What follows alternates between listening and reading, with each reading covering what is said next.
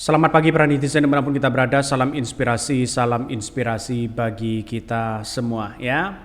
Mantan Wakapolri sebut bahwa Tom Lembong sengaja dibungkam ya karena dia mau mengungkap hal yang lebih besar. Wow, ini ada apa begitu kan ya.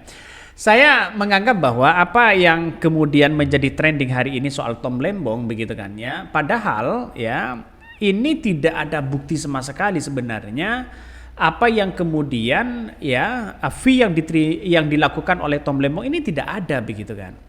Makanya kalau soal 2015 2016 karena kasusnya lama ini begitu kan ya, kok bisa 9 tahun ya baru diungkit ya selama 1 tahun untuk mentersangkakan Tom Lembong.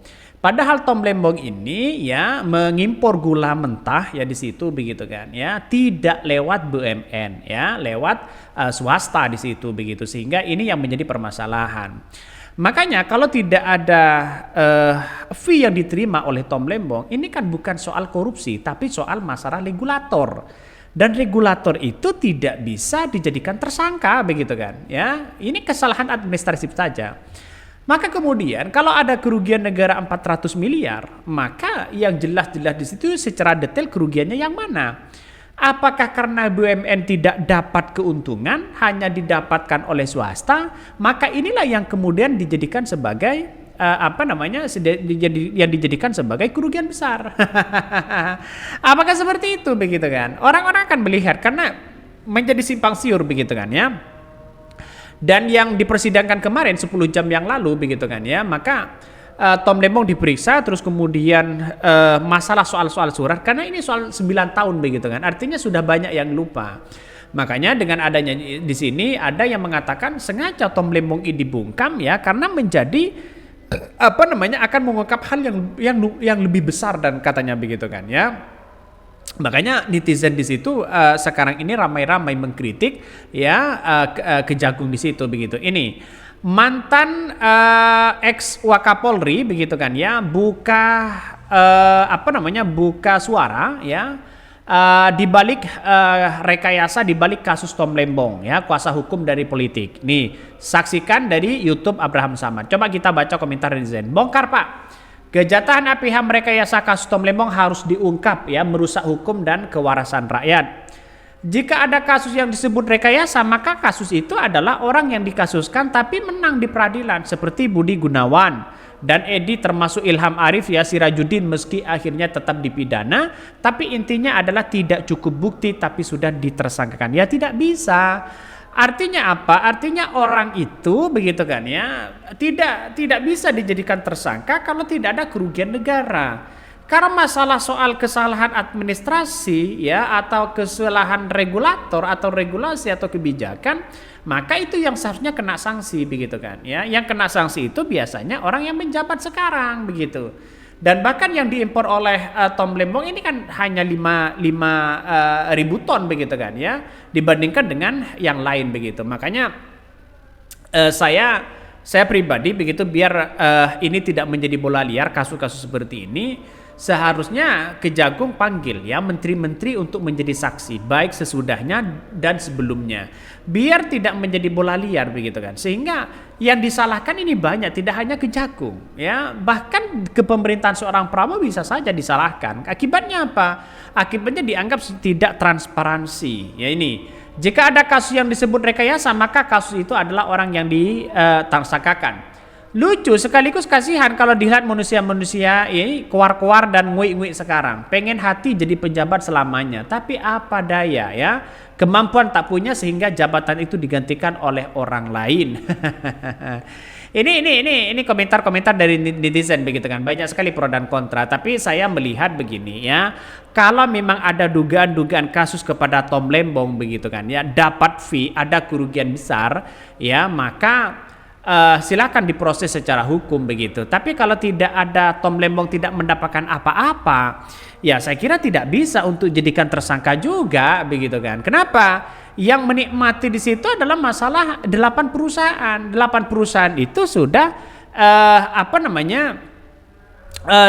sudah menjual begitu dengan harga 16.000 begitu kan. Mungkin yang dianggap kerugian di situ adalah keuntungan mungkin ya. Keuntungan yang didapatkan oleh swasta, BUMN tidak mendapatkan apa-apa. Mungkin yang dianggap rugi seperti itu. Kalau itu masalahnya, itu bukan masalah korupsi, tapi masalah kesalahan regulasi atau regulator yang ada ya. Coba kita baca. Nih, mantan Wakapolri sebut Tom Lembong sengaja dibungkam, dia mau ungkap hal yang besar. Wah, ngeri-ngeri sedap ini ya. Ex Wakapolri Komjen Pol ya Ogas Resono ya ikut buka suara terkait kasus korupsi impor gula yang menjerat mantan Menteri Perdagangan Thomas ya Trikasih Tom Lembong alias Tom Lembong. Pada podcast bersama mantan Ketua Komisi Pemberantasan Korupsi KPK Abraham Samad ya Roseseno menyebutkan penangkapan Tom Lembong cukup menuai curiga publik. Menurut ORGA, penangkapan Tom Lembong syarat akan politisasi. Sangat banyak muatan politisasi di situ daripada hukumnya ya, kata ya Okra ya, seperti dikutip dari kanal YouTube Abraham Samad. Hal ini yang menurut Ogra membuat publik memusatkan perhatian pada kejaksaan. Kejaksaan menurut Ogra harus memeriksa sistem impornya dan Menteri Perdagangan dari masa ke masa. Saya setuju begitu kan ya. Saya setuju sekali kalau ya ada yang kemudian diperiksa dari masa ke masa ya, sebelum 2015 ya, 2014, 2016, 2017, 2018, 2019 sampai 2023 kemarin. Itu harus benar diperiksa. Ya karena ada Zulhas, terakhir itu kan Zulhas begitu kan ya. Maka ini harus benar-benar diperiksa biar tidak menjadi bola liar di masyarakat, sehingga orang terkesan wah ini kalau tidak ada bukti lalu kemudian lepas Tom Lembong, maka yang malu siapa begitu kan? Kejaksaan kan begitu kan? Jadi artinya yang malu Kejagung di situ begitu. Jadi saya kira Pak Prabowo ini harus melihat dan mewanti-wanti begitu kan, apa yang kemudian kita lihat hari ini begitu soal bagaimana Tom Lembong ini kan kasihan banget begitu, karena ini kan kasusnya sudah lama sebenarnya begitu kan, bertahun-tahun di situ ya. Coba kita lanjutkan kembali. Nih, saya membacanya di sini, jaksa kalau berperan sebagai pengacara negara, dia harus lihat sistem impor gula rafinasi ini di Kementerian Perdagangan ya. Jadi harus dilihat secara utuh para menterinya, ujar Ogra. Praduga tak bersalah tidak digunakan bersamaan ya, tidak digunakan ya, persamaan di depan hukum tidak sama. Kalau mau periksa semua menterinya diperiksa saja, enggak usah langsung dipakaikan rompi dan diborgol. Soal penangkapan Tom Lembong ya, Orgasno yang menyebutkan Tom Lembong mungkin sengaja dibungkam sebelum ya lebih jauh melangkah. Ya mungkinlah kalau dilihat dari aspek politik ya. Kini Tom Lembong kemarin mendukung perubahan. Pak Tom Lembong termasuk orang pinter di situ. Dia bicara ingin mengungkapkan yang lebih besar, kata Ogersno. Jadi mungkin sebelum yang besar diungkap Pak Tom Lembong, dia dikunci dulu biar enggak banyak bicara masalah soal kayak begituan. Bisa saja, bisa saja. Jadi tidak mungkin rasanya kalau soal politisasi begitu kan ya. Tom Lembong ini bisa kalau dirinya korupsi ya, kalau dirinya korupsi, saya kira tidak mungkin Tom Lembong ini akan mendukung Anies Baswedan dan Caimin, akan berseberangan dengan Jokowi, akan berseberangan dengan seorang Prabowo. Biasanya rata-rata orang-orang yang kemudian mereka punya kasus besar itu bersama dengan koalisi, biasanya begitu kan. Ini kan secara kesadaran kita, karena ini adalah politik begitu kan ya. Maka di situ akan melihat bahwa Tom Lembong ini kalau dianggap sebagai punya masalah besar kan, karena seharusnya kan tidak mendukung Anies Baswedan dan Caimin, dan sekarang kan mendukung di situ begitu. Ya lebih baik kan mendukung Prabowo pada waktu itu begitu kan. Jadi saya kira apa yang kemudian menjadi kasus ini menjadi terang begitu kan, seharusnya ini harus benar-benar diperiksa. Menteri-menteri yang lain harus benar-benar diperiksa. Mungkin itu yang kami sampaikan. Tonton terus channel Hodari Podcast Rakyat ini, jangan lupa di subscribe.